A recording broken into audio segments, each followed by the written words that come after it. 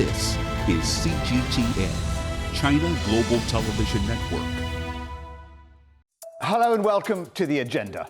I'm Stephen Cole, and this week, as part of CGTN's focus on poverty alleviation around the world, we have an exclusive interview with the Deputy Executive Director of the World Food Programme, Amir Mahmoud Abdulla.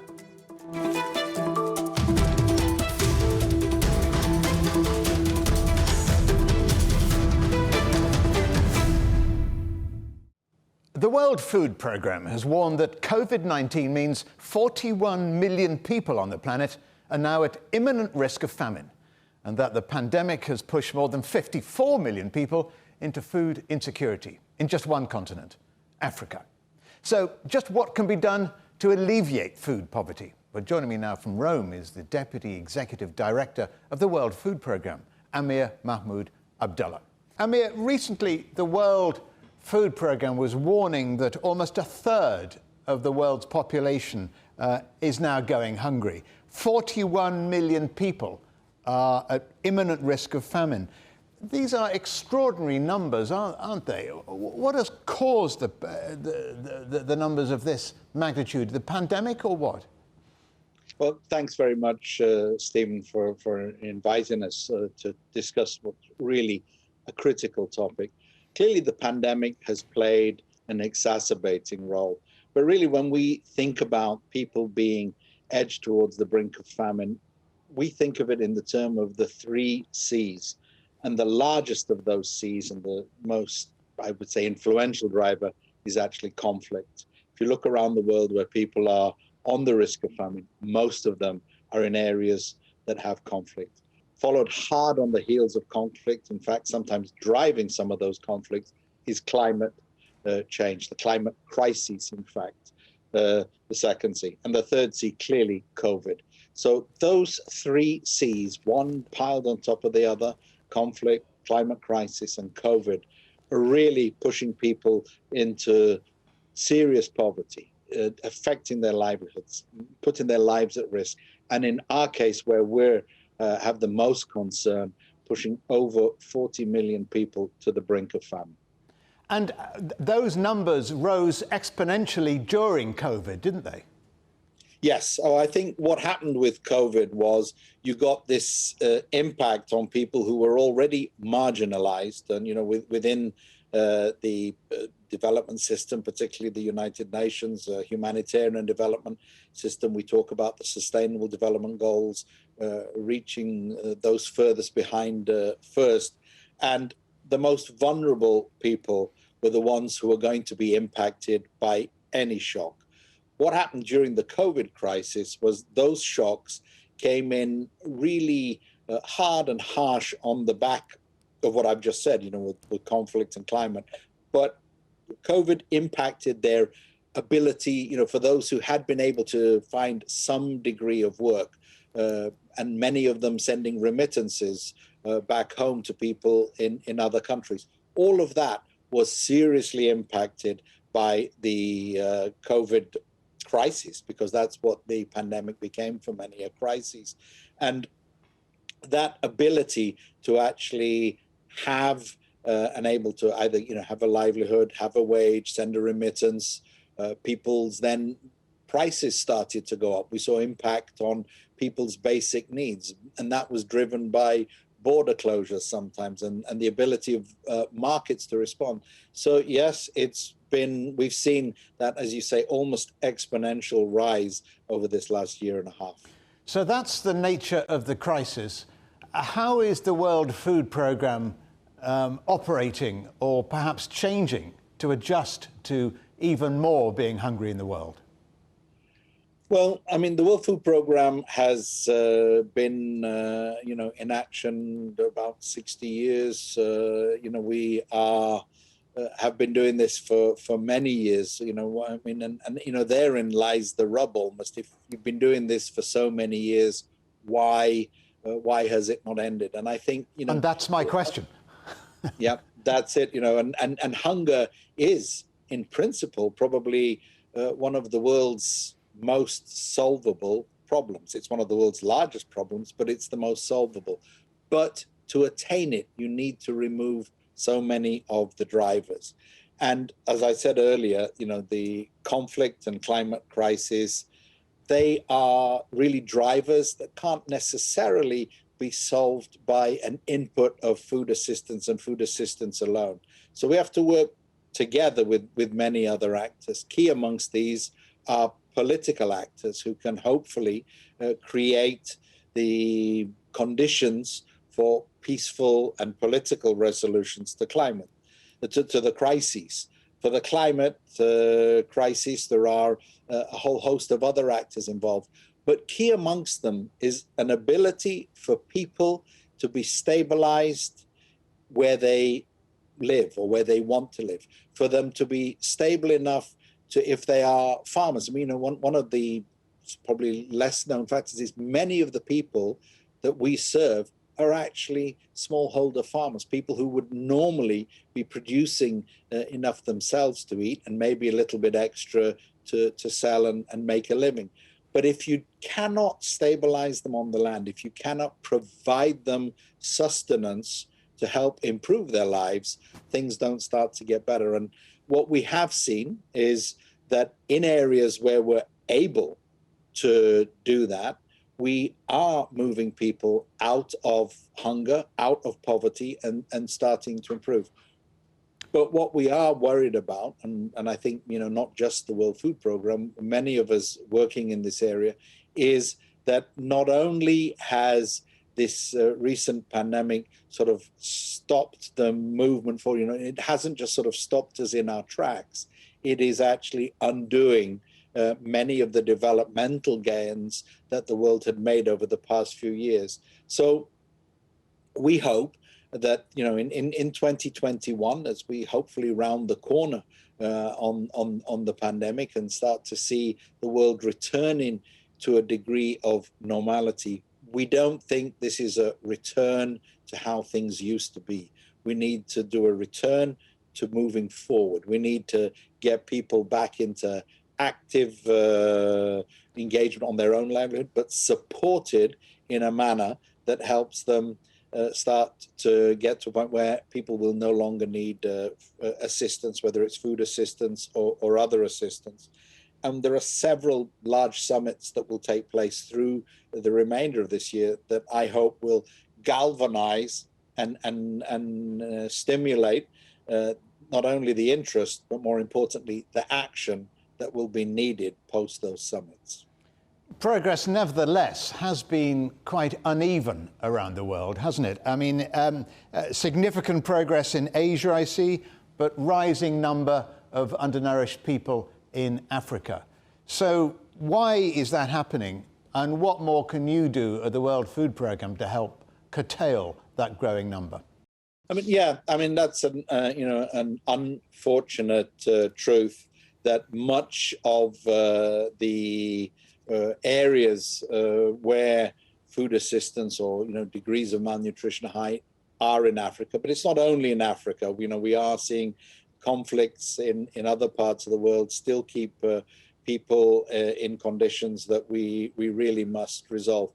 However, I think what has happened in parts of Africa is there are sort of large-scale conflict in a few countries, but there are sort of underlying tensions in other. In the Sahel, for instance, the Sahelian region of West Africa, there you have the potential threat of rising what we refer to as non-state armed groups, or NSAGs, and where they are potentially basically preying on or playing on the tensions that are created because people are being marginalized. There are also, and they're marginalized. They're also being terrorized right across the Sahel.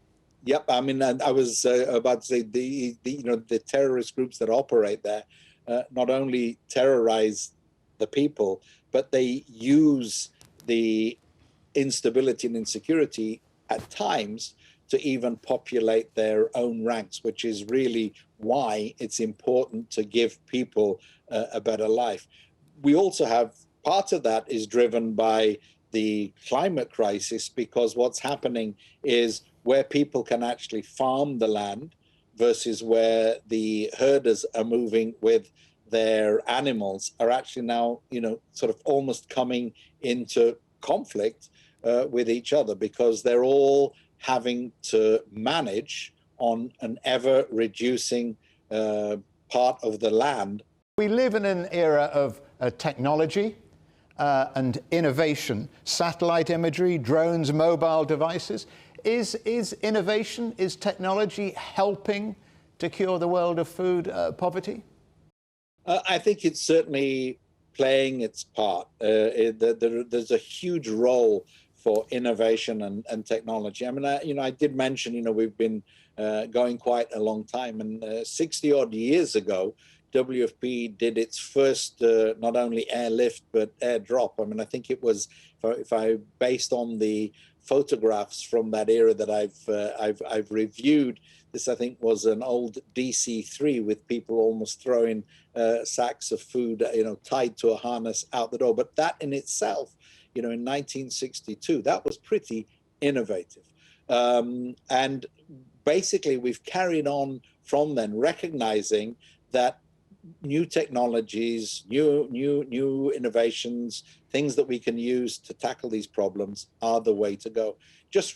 Many recall that the World Food Programme was awarded the Nobel Peace Prize recently. What fewer know is that we were actually awarded the Franz Edelman Award for Innovation, and there we were awarded that for innovative solutions using technology to basically tackle poverty. And can you give us an example? Because that's quite a big prize. The World Food Programme won, as you say, last year's Nobel Peace Prize for its work. Does that recognition help you to tackle hunger and alleviate poverty? If it does, and hopefully it does, how so? Well, I think first off, the recognition that it gives us, for want of a better term, let's say name recognition. So people know who we are, or more people know who we are and know what we do. That in turn leads to more advocates on our behalf, whether it's with their own governments providing funding, whether it's with their own governments where we're operating, saying, the World Food Programme, are well known, they should be allowed to operate here. We also are basically have an individual giving program where individuals can either contribute directly to the World Food Programme or can have their say about us. So I think in that area, in other words, it helped us with our resourcing. But I think what it also did, it gave us a bit more of a voice and a place at the table when discussing these issues. Let's pause briefly there, but still to come here on the agenda, we'll be talking more with the World Food Programme's Amir Mahmoud Abdulla, as we hear why gender equality is the key to ending the world's food crisis.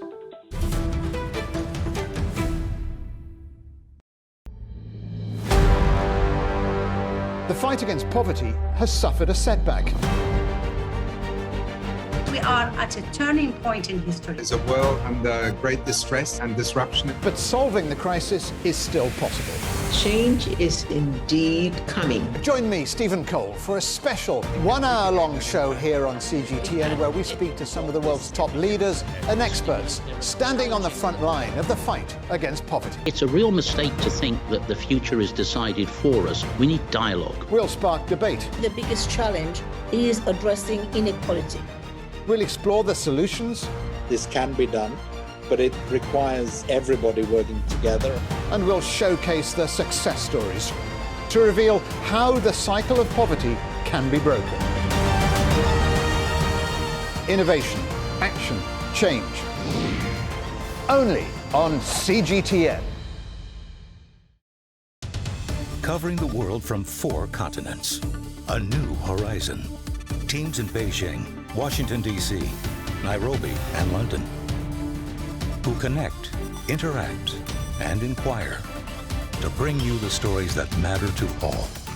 The Link, only on CGTN.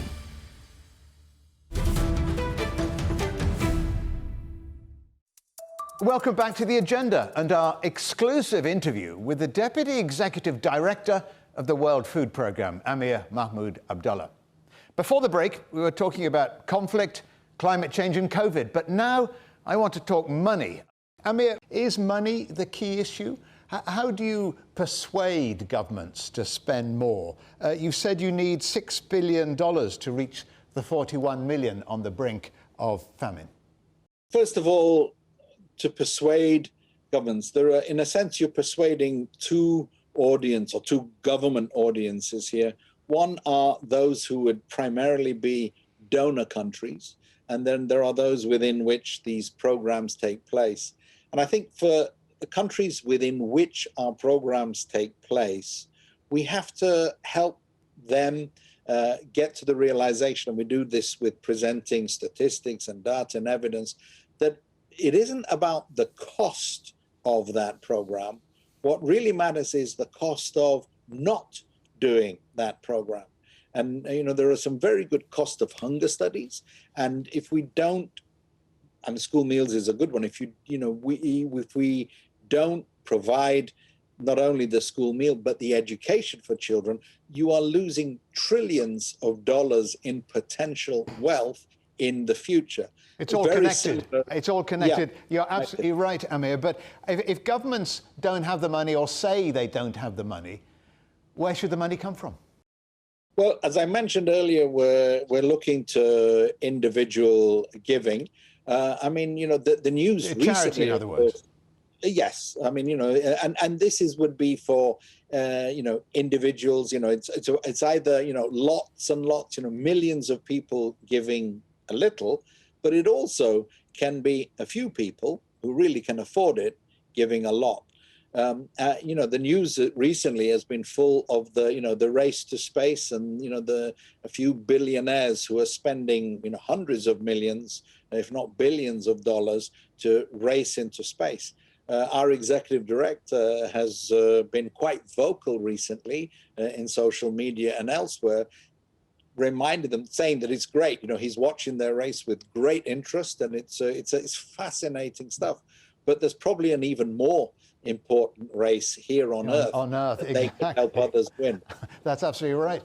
The other issue, of course, is not just donors and charity, is food pricing. According to your figures, I was looking at, the cost of wheat has gone up by 30% in the last year, the price of maize by an extraordinary 90%. Now, that's going to force millions more into poverty, food poverty. What can be done, do you think, to influence those political figures you were talking about food pricing? The rise in food prices is quite a concern at the moment. I think, according to a report from FAO, I think April of this year was the 11th month in a row that food prices had been on the rise. So this is, this isn't just a sudden spike. This has been a rising trend. And therefore, as you said, the poorest people who are basically going on, staple diets of, much of what, wheat, rice, maize, which are being very, very heavily impacted, are finding that, their standard meals are being pushed beyond their everyday means. You mentioned climate change before, and I wonder how much of the price rises is down to climate change. You said, this is a quote from you, "Climate change will without a doubt continue to place additional pressures on global food security and development." So firstly, can you give us some examples, briefly if you will, of how climate change is affecting those communities? And secondly, what actions are the World Food Programme taking to address those issues? I think, as I said, really we now view climate change in a sense as a climate crisis. So that's step one, that we accept. I think we all have to accept that we've got a crisis on our hands. How is it impacting? And I'll get back to some of the things that can be done. With this climate crisis comes in some areas, you've got extended periods of drought, so that people who, many of those farmers are relying on rain-fed agriculture. They can't afford huge irrigation systems, so they're relying on rain-fed agriculture. The drought comes, the rains stop, then they lose their crops. We saw this happen in southern Madagascar recently, which has been pushed into famine. That's one of the few which was not conflict-driven. That was purely climate. Then you've also got the other side of the coin is that you suddenly get rainstorms and floods that wash away crops or wash away the soil that was needed for the next season's crop. If you look even, and this isn't just countries in the developing world. If we look at the fires that have raged in parts of North America and Europe, those have been driven by, if you look at the temperatures that were suffered this summer in Canada. So those are the problems. What are you doing to help address them?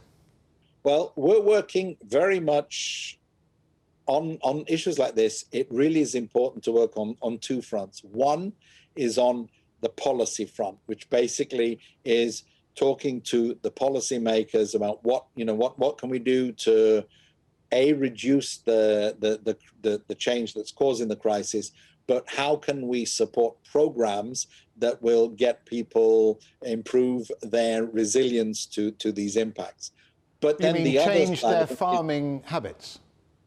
in some places, or change the way in which even assistance, whether it's humanitarian or development assistance, is provided.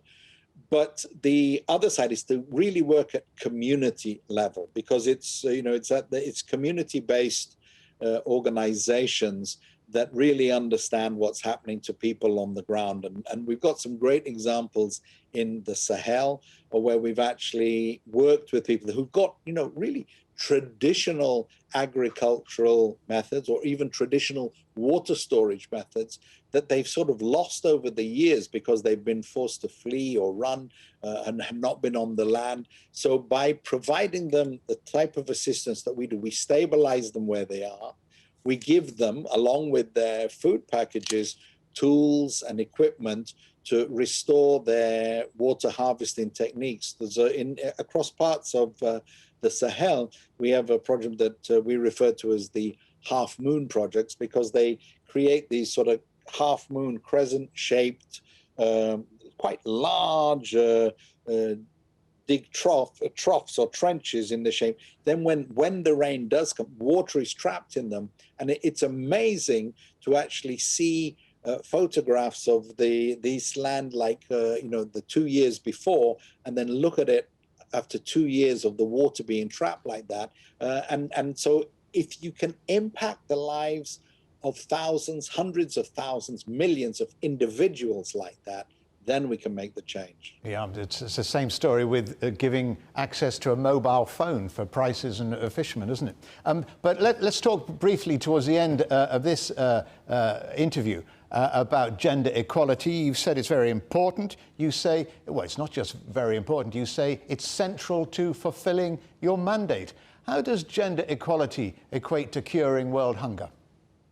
Well, I think, if you start off by saying, if we were not to involve and impact the lives of women, we'd be leaving half, if not more than half sometimes, of a population pound. So if you try to achieve this objective, and if you, with only half the resources at your disposal, you're not going to do it. I mean, if you can imagine, this is a little bit like somebody once told me when we were talking about this, it's like trying to do something with one arm tied behind your back. I commented that, well, given that it's the women that we're losing, this is like having your best arm tied behind your back.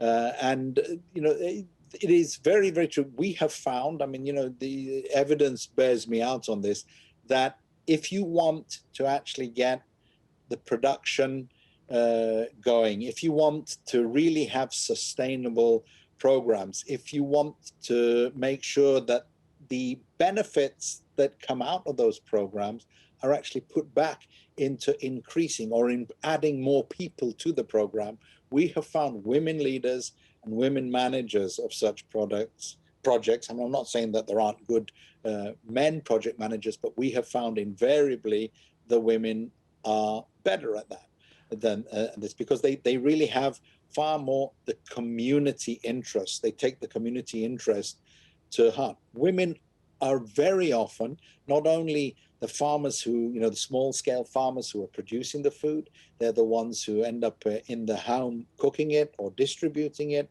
They, invariably, because of social norms in so many of these countries, that is why it's important to get there. But in as much as that side of it is important, it's important that we don't become a victim of those social norms, and that we empower women to actually take on leadership roles, take on roles to deal with this. There's a term we use in our type of business where we often refer to, man-made disasters and, man-made problems and I've always said there's a reason we call it a man-made disaster, and that is because they are invariably caused by men. But, the optimist in me has to always then quip, for every man-made disaster, there's probably a woman-led solution. And that really, at the end of the day, is why we need to do this. Well, you've won quite a few bonus points for saying that, especially at home, I suspect, Amir. But lastly, how do you think the world governments take food shortages and poverty? Do they take it seriously enough, or do they say, that's for the World Food Programme, we'll let them get on with that?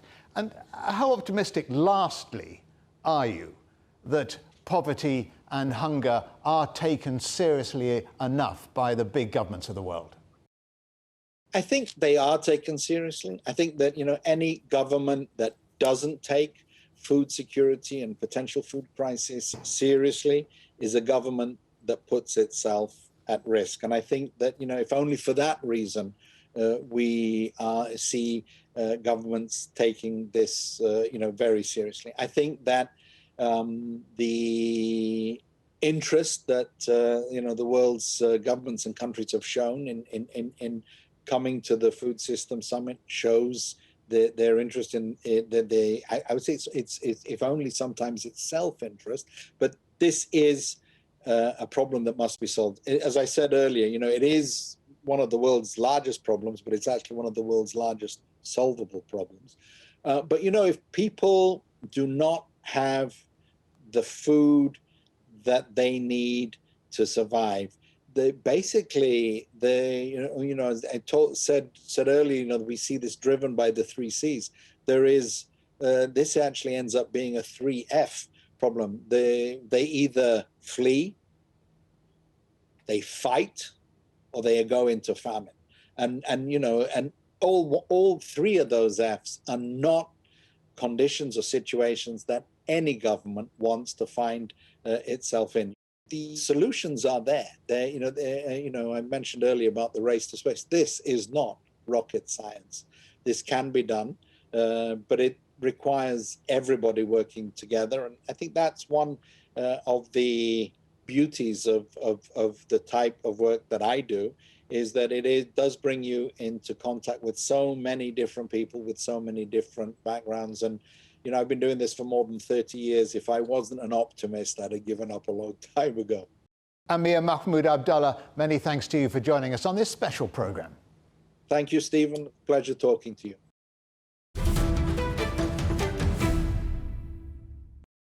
Don't forget, you can watch everything from past Agenda episodes and find additional exclusive content on our website, cgtn.com/Europe, or on our YouTube channel. And of course, you can follow us on Twitter, Facebook, Instagram, @CGTN Europe.